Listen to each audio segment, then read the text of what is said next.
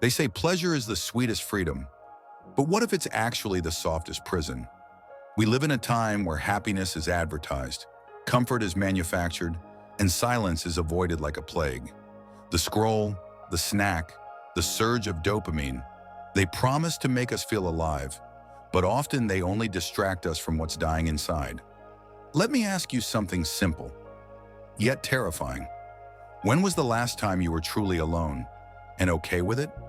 Not numbing yourself with music, not muting the silence with endless content, not running toward a screen to escape the weight of stillness, just you, your breath, and your thoughts.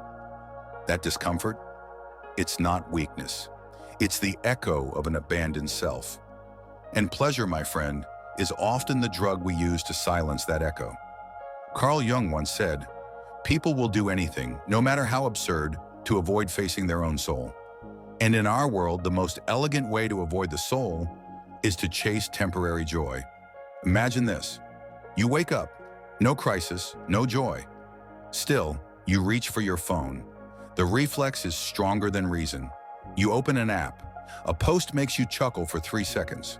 Another makes you jealous. Another numb. And suddenly an hour's gone, but something inside remains untouched. A gnawing, undefined emptiness. You put the phone down, grab a snack, open another tab. Say just one more episode, but deep down, it's not hunger you're feeding. It's a void you've never dared name. And this is where it gets uncomfortable. Most pleasure isn't about joy, it's about anesthesia. We scroll not because we're curious, but because we're scared to be present. We eat not because we're hungry, but because we can't sit with the ache. We chase relationships not because we're ready to love, but because we fear being alone with our wounds. And that, Okona, is the lie we call enjoyment. But Carl Jung saw through it. He taught that within each of us is a shadow, a part we hide from the world and from ourselves. And the tragedy is, we bury that shadow beneath a mountain of fake pleasure because true healing requires silence, stillness, attention, and we've been trained to run from all three. Let's go back, way back. You're 5, you're crying. Maybe you scraped your knee. Maybe you felt rejected. Maybe you just didn't know how to name the sadness. And someone says, "Don't cry. Here, have a treat. Look, cartoons. Let's make it better. Stop being dramatic. Be strong." It sounds harmless. It sounds like love. But in that moment, a silent lesson was planted. Feeling pain is bad. Expressing pain is worse.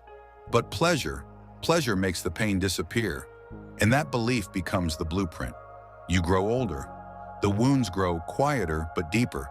And your skills at distraction become sharper. Now, instead of cookies, it's coffee and credit cards. Instead of cartoons, it's content. Instead of asking for help, you open another app. And here's the truth no one tells us. We didn't become addicted to pleasure. We became addicted to what it lets us avoid. Pain never left. It just went underground. See, most of us aren't hungry for food. We're starving for connection to ourselves. We're not craving sex. We're aching to be seen. We're not obsessed with novelty. We're desperate for meaning. And here's where Jung's words cut deep. Until you make the unconscious conscious, it will direct your life and you will call it fate. Let that settle in. Your cravings? They're not random. They're your psyche's way of screaming, "Please feel me. Please don't ignore me again." But instead we perform. We please. We post. We buy things we don't need. We chase people who don't love us. We trade our peace for tiny highs. And then wonder, why do I still feel hollow?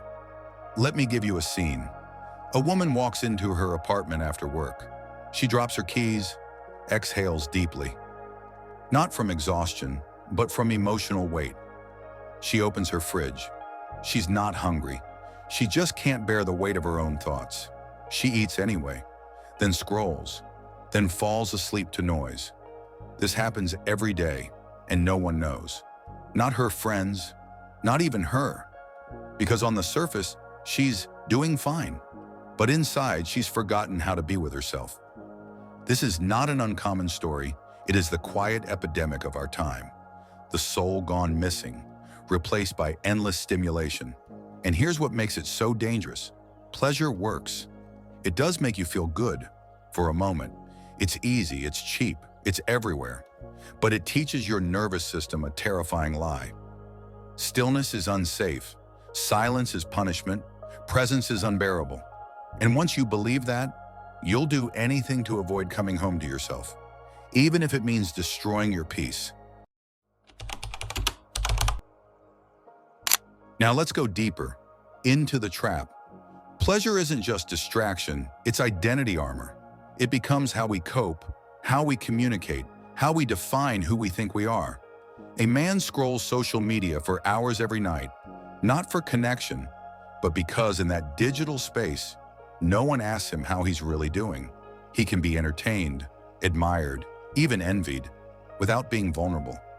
Another woman works out religiously, diets obsessively, posts perfectly filtered pictures of her life. Not because she feels whole, but because being adored is the only time she feels anything at all. These are not shallow people. These are deeply wounded people, wearing pleasure like a mask. Carl Jung warned us of this. The greatest burden a child must bear is the unlived life of the parent. But it's not just about our parents. It's about society. We've inherited a cultural narrative that tells us, if you're not feeling good, you're doing life wrong, so we chase feeling good. Endlessly, even if it costs us our truth. And here's where it all flips. The more you chase pleasure to avoid yourself, the more your true self begins to disappear. You start becoming a curated version of you, a version that's always fun, always fine, always doing great, but deep underneath, the real you is suffocating, begging for one moment of honesty. It's why you feel tired all the time, not from doing too much, but from constantly suppressing what you actually feel. You laugh when you want to cry. You scroll when you want to scream. You keep moving because you're terrified of what might come up if you stopped. Let's pause here. I want you to reflect. Have you ever had a moment, maybe in the middle of a party or while lying in bed after a long day, when everything goes quiet for just a second and something heavy rises to the surface? That ache, that's not depression, it's not failure. It's the real you trying to speak through the noise. And every time you silence it with more pleasure, more stimulation, more escape, you teach yourself this. I can't be trusted with my own soul, but you can. You've just never been shown how. You've been sold a lie. That pleasure is power. That chasing happiness is the same as healing. But healing doesn't always feel good. Healing is messy, raw, inconvenient. Sometimes it's silent. Sometimes it's sitting in your room, phone off, feeling everything you've spent years avoiding and not running from it. That's the moment you start to reclaim yourself, because you can't become whole while constantly avoiding the cracks. You don't need another pleasure. You need presence. You don't need another dopamine hit. You need to feel what you buried. Jung called this process individuation, the becoming of the self.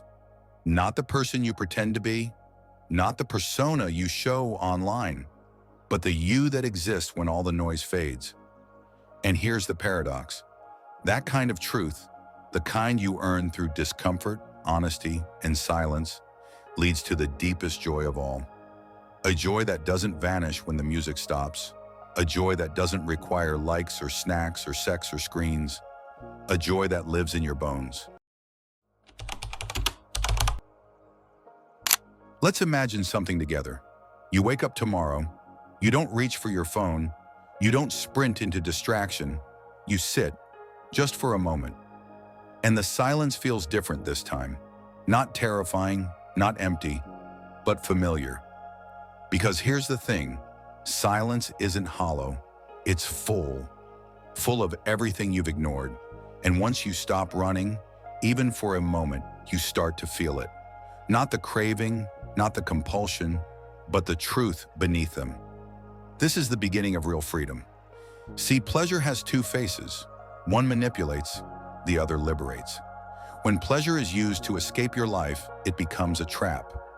But when it's chosen from a place of alignment, it becomes a celebration. Carl Jung didn't say don't enjoy. He said don't confuse enjoyment with healing. Let me tell you a story. A man once said, "I used to drink wine every night, not because I loved it, but because I couldn't face the silence." He thought the ritual brought him comfort, but deep down he was numbing the part of himself that never felt safe. One day he sat down with a journal instead of a bottle. He wrote things he hadn't said in decades. He cried, he screamed, and the next night, he didn't need the wine. That's how it starts. One honest moment, one break in the cycle, one refusal to numb. This doesn't mean you'll never enjoy a drink again, or watch a show, or laugh at a meme. It means you won't use those things to run from yourself anymore. And that difference, that's everything. Because the pleasure you choose consciously feels completely different from the pleasure that chooses you. Let me explain. There are two types of pleasure: the kind that pulls you away from yourself, and the kind that brings you closer to your soul. The first is loud, addictive, and fleeting. The second is quiet, lasting, and earned. You earn it by showing up for yourself, by saying, "I will not abandon my truth, even when it's inconvenient. I will feel my sadness, not scroll it away. I will sit with discomfort long enough to hear what it's trying to teach me." This is how you begin to rewire your nervous system. Not with hacks, not with trends, but with courageous presence. And eventually something extraordinary happens. The things that used to own you, the cravings, the distractions, the toxic habits, start to lose their grip. Why? Because you've replaced the lie with something deeper. You've tasted the kind of peace that doesn't need permission, the kind of joy that doesn't vanish when the screen dims, the kind of power that comes from finally saying, "I am no longer running." This is individuation, not a life of denial, but a life of awareness, not perfection, but integration, not constant pleasure, but meaningful connection. You start choosing the slower things, a walk instead of a binge, a deep conversation instead of a distraction, a pause instead of a panic. Because you finally understand your nervous system doesn't want more stimulation, it wants safety. And safety doesn't come from pleasure. It comes from knowing you will no longer abandon yourself, no matter what emotion rises. That's where the healing begins.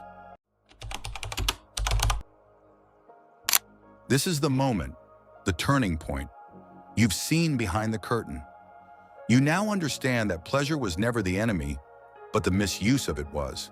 That every scroll, snack, or seduction wasn't a moral failure. It was a message from your soul.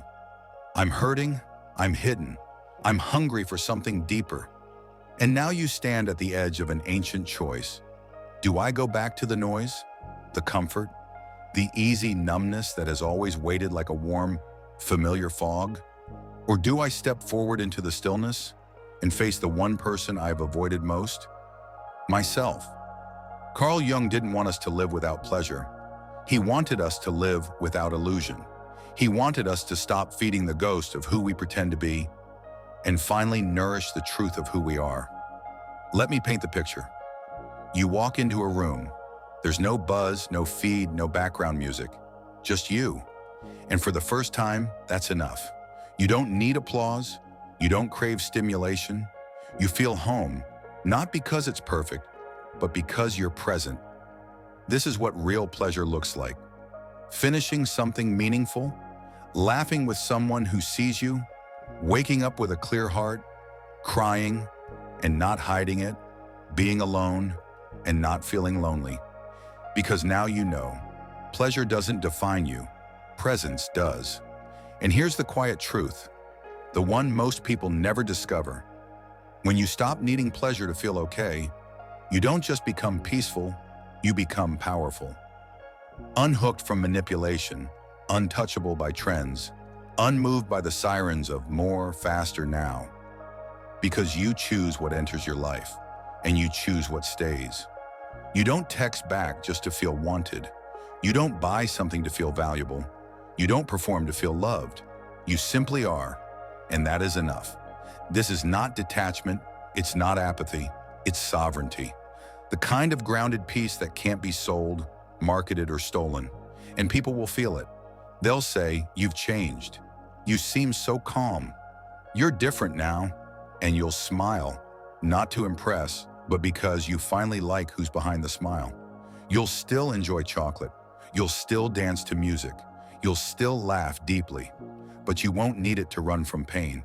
You'll savor it because it's real, not a refuge. This is the journey Carl Jung pointed to. Not a life of empty happiness, but a life of integrated meaning. A life where you no longer chase highs to escape lows, but walk steadily through both, holding your head high, knowing that nothing within you needs to be avoided anymore. That's what true healing feels like. Not dramatic, not explosive, but quiet, grounded, whole. So the next time you feel the urge to reach for something, the phone, the fridge, the feed, pause, not to shame yourself, not to fight the craving, but to ask, what am I really looking for right now? Ask it gently, ask it often, and eventually, the answer will rise. It always does. When you make enough space to listen, because you were never broken, you were just buried, and now you've begun to return. Thanks for watching.